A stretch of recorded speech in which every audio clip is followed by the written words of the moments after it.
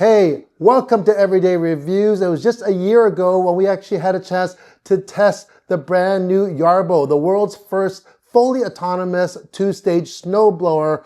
And since then, there have been some big improvements. Now, in case you're not familiar with Yarbo, it's not just a snowblower, it's a fully autonomous yard robot. We actually had a chance in the summertime to check out the latest version in a pre-production model of the Yarbo robot, as well as the mowing attachment. Well, this is now the production unit. So this is brand new. The snowblower is a new module as well. There's also a smart assist module. This thing is way more than just mowing lawns and doing snow blowing.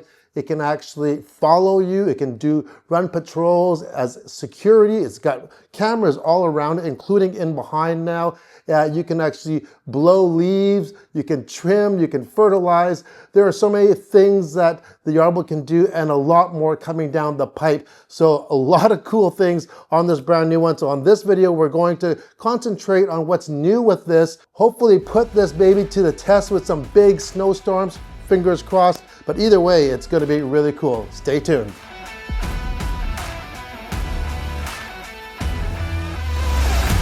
As you can see here, the Yarbo comes in many boxes. In fact, this actually came on a pallet. They're big and they're heavy, so make sure if you need some assistance, get that assistance to help you lift some of these. So what do we have here? Well, we have, first of all, the big battery. That's a lithium battery. That comes as a separate package. Below that is a snow plow blade that attaches to the snow module in order to push wet snow out instead of throwing it. We have our smart assist module. We didn't have that last year. This actually goes on the front of the Yarbo core, and that allows it to follow you. You can also use it for patrol, all different things. We have a whole other video on that. I'll leave a link in the video description. Below is the brand new core. Can't wait to see some of the updates on here.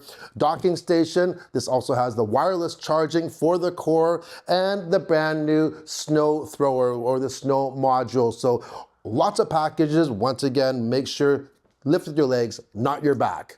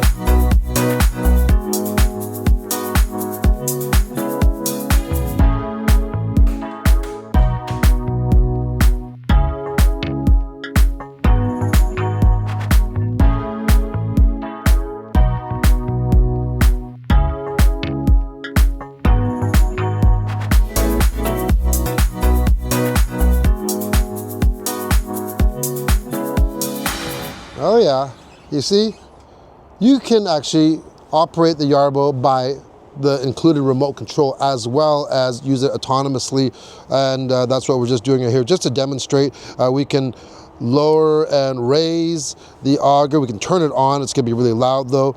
We can turn our chute, including adjust our chute direction. We can turn on and off the lights, and yeah, all that can be done by the remote control here, or it can be done through the app and of course autonomously. So this isn't our very first look at Yarbo. Last year we actually put it to work in the snow, but it was a little bit different of a version of this Yarbo. That was a 2023 model, and this is the 2024. But make sure to watch that video if you haven't watched it already, because on that one you can see how it's tackling a pretty big snow dump here on the West Coast. And I've learned a lot since that last time. And I did mention on that one, you know, I had it going on the plan. I didn't really want to interrupt it. I should have had the auger going faster. It was actually on kind of low speed, and especially for that depth of snow. And I really didn't have much of an overlap. But I've learned a lot more with this. So this is the 2024 model, and it's different not only on the snowblower attachment, but also the core, or the rover, what they're calling here. So let's just go over a couple of the differences of this. So on the snow module itself, on the blower, they've made some additions on the front end here. This front area on the old one, you couldn't actually grab. There was a big, huge sticker saying "do not handle" on there. There are sensors in here, by the way, in this bumper. So that is different now. Now you can grab it because it's handy. This thing is like 70 some odd pounds. It's not light, just for the module itself. We now have binocular HD cameras on here. We had cameras on the last one, but now they're HD. This snow fence here, by the way, is optional. It comes with it on, but you can actually take it off if you actually have a lot more snow, or maybe like some crusty, hard snow.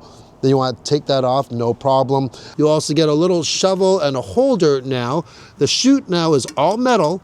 Okay, and the deflector actually goes at even a lower angle, so you can actually throw snow at a closer distance if you need to. I highly recommend that you apply like a ceramic coating on the inside of your chute on any snowblower, just to actually resist ice and snow building up in there. Now we get to the rover, or the core, what it's called, and for 2024, there are some pretty big changes on here. First of all, you'll see the antennas. There are two of them, same as before, but these are taller. There are tall antennas now for wintertime, and for summertime, you get short antennas so they don't snag on trees and things like that. The tracks. Okay, previously we had a universal track, and for wintertime, you could actually install studs on here. Now you have a dedicated summer or spring-summer track, just non-winter, and it's got a nice tread on it. It's not going to tear up your lawn or anything like that. But now if you go for the snow module, it comes with a dedicated winter track with studs already installed. That would have been very handy. Last year I could have installed them, but I was too lazy. We get the cameras on here, you see, but now all the cameras are high definition. We have lights on here. Coming around to this side, you'll see an additional antenna here. This is for the HaLow system, and we're going to talk about that when we talk about the data center. And in the rear, we have our cameras on the side, an additional light here. Now also the addition of two cameras, binocular cameras, for the rear as well. So you have 360-degree coverage on here. Down below, okay, we have our charging port. We have our tow area, because you can attach a tow hitch on here. It will tow up to 3,500 pounds. And our accessory port, that's going to supply power if you have accessories with power. So you can actually be using, for instance, your snowblower up front, and on the rear, something else that's going to require power, maybe a spreader or something similar to that. And yeah, so that is the core right there. It is a beast. And yeah, this thing is no toy. Another thing that is different is the physical remote controller has been changed now. So there are different buttons, different configuration as well. They've added this clip-on phone holder right there, so you can actually attach your phone on top of there too, which could be handy if you're doing some mapping. And yeah, so that's also new. In order to navigate, Yarbo uses a system called RTK, as well as a couple others. So it uses a satellite system, and where this differs from just the GPS that you would use on your phone is that that one's accurate within like meters. This is accurate within like centimeters. So it takes a signal of the satellites, okay, it goes and it comes to a base station. Now that base station is like ground zero, and that's a reference point of the distance between here and Yarbo. And so Yarbo knows exactly where to go, right down to the centimeter, because a couple meters is too much of a variance. Hey, you don't want it falling off a curb or going and mowing over your flower beds or anything like that. So that's why it's kind of important. So the 2024 core also comes with a different system. So this is the data center now. It looks much different than the old one. The base station, everything else, and the antennas are all enclosed as one. So we have 3 antennas here. We have our RTK. We also have our HaLow, which we mentioned, that other little antenna on the core. That's a low bandwidth Wi-Fi. So it can actually go from up to like 200 meters with obstructions up to almost even 600 meters with line of sight. That's how far this Wi-Fi can work just to communicate with Yarbo. And we also have Bluetooth as well. So now everything's all in one, but the biggest difference between this and the previous version is that this data center is hardwired. So it comes with a 30-meter long Cat5 or Ethernet cable, and you actually hook this directly to the router, whereas last year's one, you actually hooked to Wi-Fi. So this one has a solid connection. So you just hook it to your router. If your router does not have PoE or power over Ethernet, they include an Ethernet injector. So basically you put one end into the data center, one end to your router, and you plug it in and it gives it power, and it only needs one cable to do the whole thing. Now, if your router is not, let's say, accessible, maybe you have a huge property or something like this, you can actually get a Ethernet to Wi-Fi adapter. And I've seen people on the internet, they've actually done it, and they say it actually works no problem as well. So there is an option there, but it was actually easier than I thought. Now, I'm not going to get into a lot of details of setting this whole thing up because Yarbo has one of the best video tutorial libraries out there for any products that I've ever used. If you can think of a question, I bet you they've actually answered it in one of their videos for sure. It's all out there, and they have very good instructions. I will share with you though a couple little tips that may save you some time and frustration though. Number one, make sure to read the manual and read the prompts that come when you're doing the setup on your phone. If you do assumptions like I do sometimes, or just go, hey, this is what it is. You see, I just put this antenna where all my other antennas are for RTK systems for a lawnmower that I'm testing, or for last year's one. I just put it there, and I didn't even check what the signal strength was going to be for satellite. I was assuming that it would be the same since, hey, it works for those ones. Well, I put it into the same spot, went to set it up, and it was getting a poor satellite signal. You want at least a good rating for your signal. And yeah, I had already wired it and everything else. So needless to say, go and determine where you're going to set it up and bring along the antenna and check to see what your signal is before you install it, because you may be installing this even on top of your house or on the side of your house, the roof, any of those type of things. It's really going to save you a lot of time. Next thing is to set up your docking station. So that's going to be your home base where Yarbo is going to charge. It does it inductively, so wirelessly, and it does require, they want 7 feet around the perimeter of Yarbo, and I'll tell you why in a second. So you need a lot of room. Now, if you don't have the room, or you don't want to install the docking station, depending on what your situation is, like for instance, in my house here, I really don't have a great spot for the docking station because it also has to be level. I'm on an incline, a lot of my property here, where it is flat, I don't have 7 feet around. So you just actually go on the app and just say, I don't have a docking station, and you'll still drive it to a certain spot, and that's going to be still its home base. And from there, you're just going to map. So you're just going to drive it around in a circumference or a perimeter of where you want. That's going to create an area. It's going to ask you what direction you want to throw the snow, and you're going to do that. Super easy there when you do that, right? And then you're going to add on different areas or different pathways.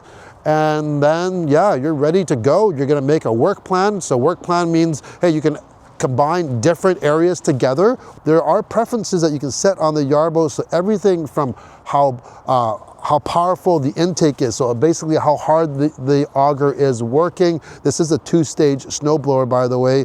And how high you want, because you may have a gravel driveway. You might want to raise it up a little bit. Where it's going to shoot, like what the distance is you're going to shoot it at. And also your overlap.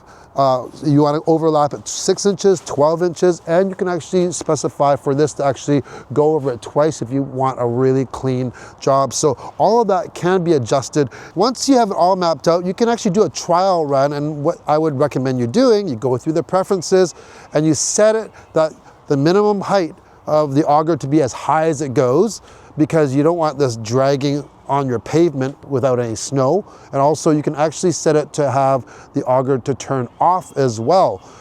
So that way you're going to save power. You don't need all that extra noise. So while it's actually doing its run right now, I'm going to answer a few questions and comments, some of the more popular ones that I've had from the other videos. First of all, it's saying person detected because, you know why? It's safe, right? All right. See, I have to actually walk far away from it. How about here? There. Okay. So it's hard to film this thing because you can't get too close to it without it actually stopping, because it's all for safety, right? So number one thing, how long does the battery last for? Well, the battery, it's a 36 volt system and it's rated to go up to 4 hours of runtime. And now that's gonna all depend on what you're using it for. If you're gonna use it for mowing lawns, hey, it's gonna be a lot thriftier on power management than blowing snow for sure. That auger takes a lot of power. So it's all gonna depend, and do you have lots of inclines, temperature, but yeah, by the way, that battery is thermally managed. It actually has heating elements on that battery, which is pretty impressive to have heating elements for this battery, and that means it's always ready to go all the time. Also, what's it take to charge it? Well, if you want to just plug it into a wall outlet like I have in the garage right now without a docking station, it's going to take about 5 hours from 0 to 100%. If you go on the wireless charging for the docking station, 0 to 100, 3 hours, and if you want to go from 30 to 80%, so that's reasonable. Let's say if you're sending this back to the dock at 30%, you can actually control that, by the way, but that's only going to take an hour and 15 minutes to do. So if it's snowing really hard and you want it to go out with higher frequency, maybe send it back a little earlier, 30 to 80%, done, right? And then it's going to go back already. All right, so that's the battery. All right, look at it. It's actually doing a pretty good job. It's just working the plan, just exactly how it's supposed to do. So probably one of the most common and popular comments or questions that I have on the Yarbo is about security. How secure is it? How easy is it to steal? Well, first of all, we mentioned that it is actually heavy. So we're talking 230 pounds of solid metal. It's a heavy duty machine, hard to pick up, but it also has a geofence on it as well. And it's also registered to the owner. So if someone was able to actually get a hold of this Yarbo, it's absolutely useless to them. They can't actually use it at all. They can't even, they can download the app all they want, but it will have to register through Yarbo and it's not gonna work. Second is that this, for the new model, does not have a power button anymore. It has an activate button, but once it's activated, because it's meant to live on the docking station, which is always continuously giving it power. So it's never gonna run out of power unless you have no power in your house. So since it always has power, it always has connection as well. And so you can also subscribe to a 4G plan for this. So since it always has power, if someone actually takes it, it's going to sound an alarm, give you a notification. It also has GPS, so you could actually track where this Yarbo is. So that's it in a nutshell. But the thing though is that if someone really wants it, if they want anything, they will get it, right? But it's pretty hard to move this thing. Also, there is no freewheeling mode on this. This thing is heavy.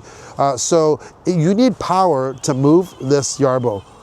Otherwise, you actually have to pick it up. It's basically, you're pushing against an actual drive motor if you try to push it, which you can push it maybe like this much. That's it.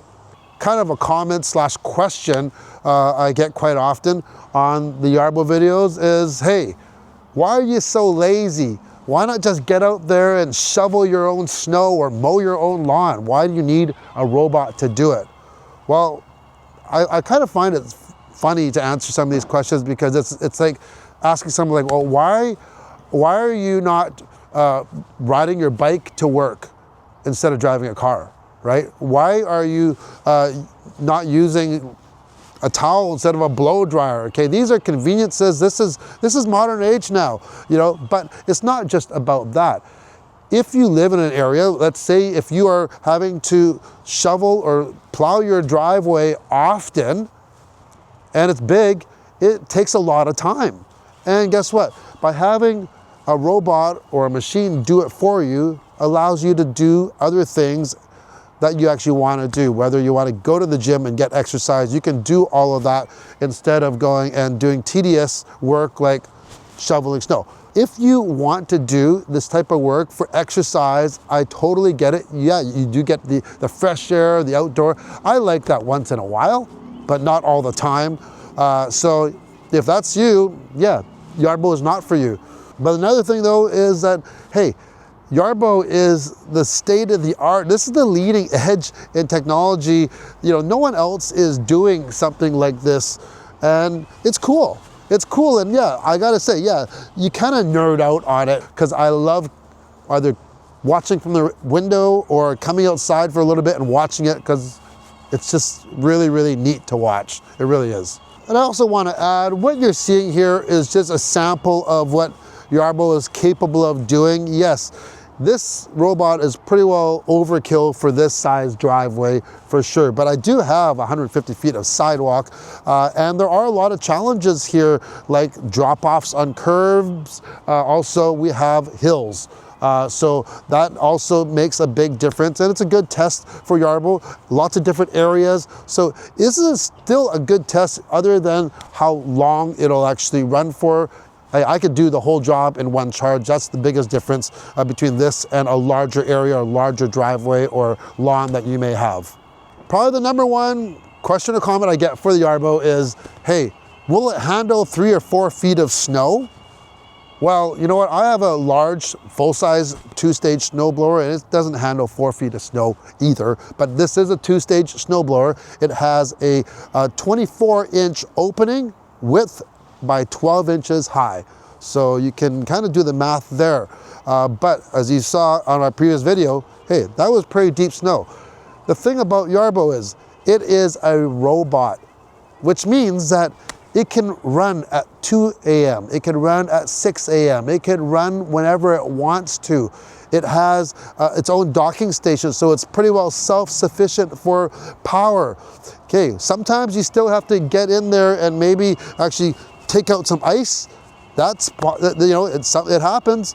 But other than that, the whole idea with a robot is send it out as often as possible before it accumulates to 3 or 4 feet. They even actually have a program that changes the algorithm now for the end of the driveway where, you know, if you get some big dumps or the snowplow comes, and so they've even thought of that. So next question, how does it handle wet snow? Well, hey, there's no limitation on the auger and the actual blowing system. Just like any other snowblower, it's all going to come down to traction and also temperature of the ambient temperature out there. Yeah, wet snow is hard for any snowblower. I mentioned, hey, the ceramic coating really does help, but what they actually have offered now is you can actually get a plow.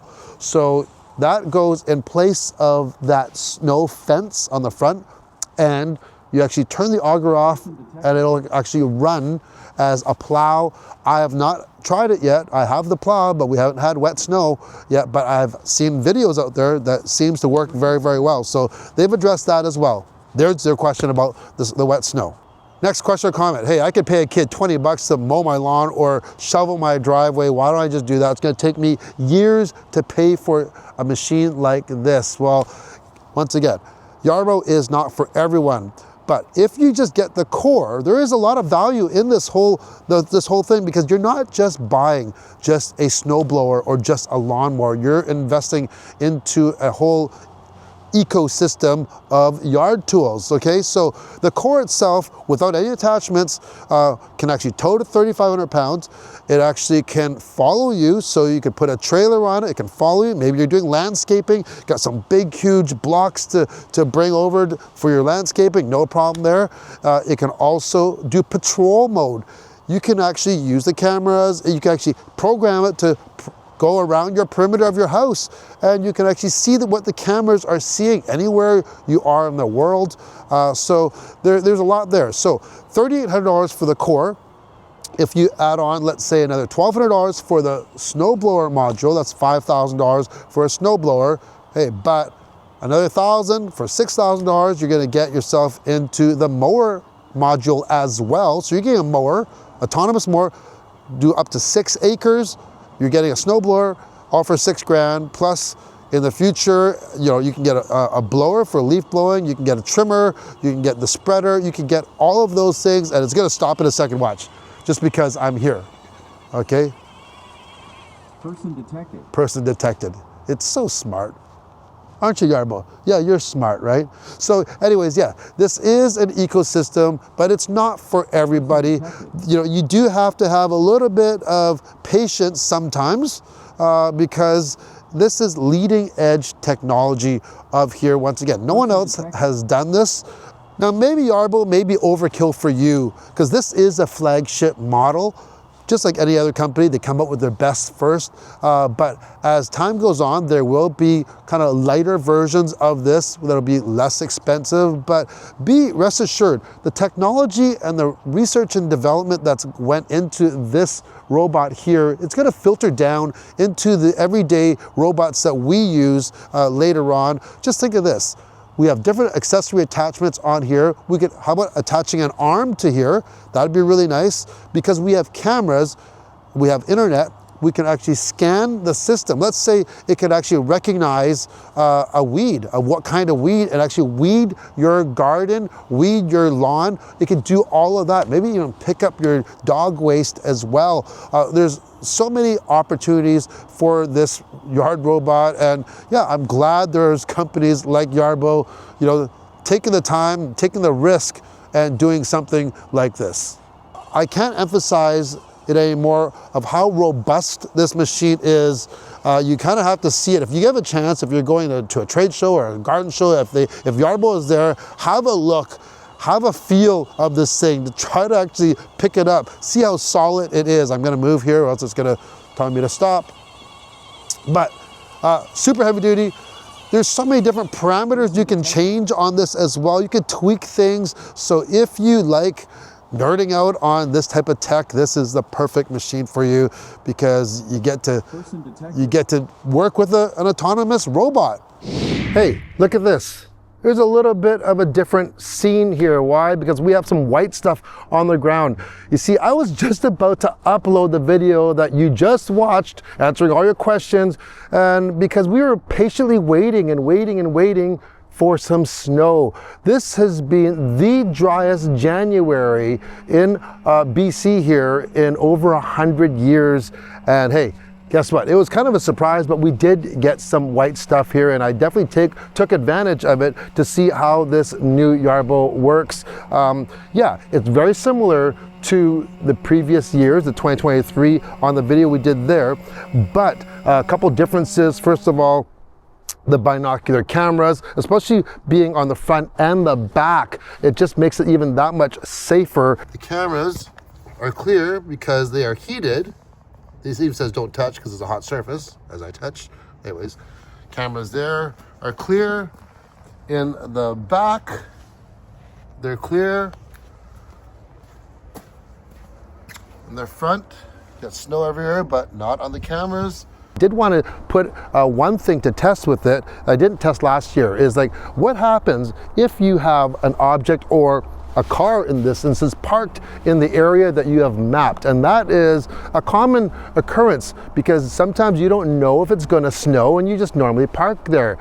So I did want to try that, and I had a vehicle parked there. As Yarbo came up to it, it actually bumped it, and it does have a nice soft bumper on the front here. It's very, very soft, but it also has sensors in that bumper too, so there's no damage or anything, but it actually stopped and said it had a collision, and it actually stopped itself and shut itself down, and you have to actually go and control it and either move the vehicle, or you can actually go and set up a no-go zone, kind of something similar as you would have whether it's a flower bed or something like this. And the beauty of it is that you can turn that no-go zone on or off. So if you wake up in the morning and you had your car parked there, you don't want to drive over the fresh snow, you can just go and, hey, turn out that no-go zone. If nothing's there, you just turn it off. That easy. But in the summertime, when we saw the mower attachment on this Yarbo, it actually has smart obstacle avoidance. Why does this not have it? Well, this is a snowblower. There's a different algorithm to it because there's a lot more liabilities. This is not a mower that's really low with, you know, spinning little discs on it. This is a large opening that can be dangerous, and you have variables like falling snow and the temperature, so they really have to be a little bit more careful. But in the next software update, this snowblower will have that smart obstacle avoidance. So hey, they got you covered both ways. Another thing that I did notice, the tracks on here made a huge difference, because when it did snow here, I wasn't home the first day, and you know, it was walked over and things, and then the temperature actually increased a bit and then froze, so it was quite icy, you know what I mean? And the tracks with those studs make a big difference, and yeah, it never ever got stuck. And if this thing does get stuck, it'll just gently, you know, sometimes if I had it set at the lowest, if it hits a ledge, hey, it doesn't stop, it'll just go and sense it, and it'll just raise up, go, and then raise back down. So that's very smart in that way. Okay, there are a few places, for instance, this here, and this is completely my fault, because if I look on the map, I can see there's a gap there. I wasn't sure if it was going to take care of it with the overlay, but it's exactly how I mapped it. So no fault of Yarbo there. This normally would go down to kind of like the concrete areas there have, but this was actually iced over from a couple days, and it's all been walked on already because I wasn't home. And so yeah, did all that. Only used 25% of the battery at all for all the way past that car there. I even left this going on its own. I went and dropped the kids off at school, came back, and it was pretty well done. So I'm very happy with it. I'm very happy with the performance of this, and I think that it was a good challenge. We have the hill, we had icy conditions, we have lots of ledges that can fall off. It didn't do any of that. The hardwiring of that data center has made a difference, because the connection is it's really solid. I bet you I could probably go all the way down. I don't know how far I could go down. I could probably do this whole neighborhood probably. I'd probably be the most popular neighbor in this whole complex for sure, but wasn't a huge workout for it at all. Barely used any battery. There were a few places where I had to clean up a little bit, and I think I do have to do still some fine tuning on the direction and where I'm gonna throw the snow. So some of it I've actually thrown back into the same spot. Unfortunately, that was my fault. My bad, but otherwise. So that's it for our look at the first and kind of second look at the brand new Yarbo Core and the snow blower. I hope I answered some questions for you, if you actually had some. If you have more, leave them down in the comments. I'm glad to actually answer whatever questions that you have. And yeah, as you can see here, the snow is melting, the sun is shining. It's going to be above 0 next week. Maybe spring is coming, so might be time to actually break out the mowing attachment. That's it for today. Hope to see you in the next Everyday Review. Ciao. Come on, Yarbo. Like always, if you enjoyed this video or any content on the channel, I have a lot of videos, and not just automotive. We have tech, outdoor equipment, including robotic lawnmowers and snow blowers, and even travel, so something for everyone. I would really appreciate if you hit that like and subscribe button. It's completely free, and it allows me to continue creating more content like this for you. Hope to see you on the next video. Bye.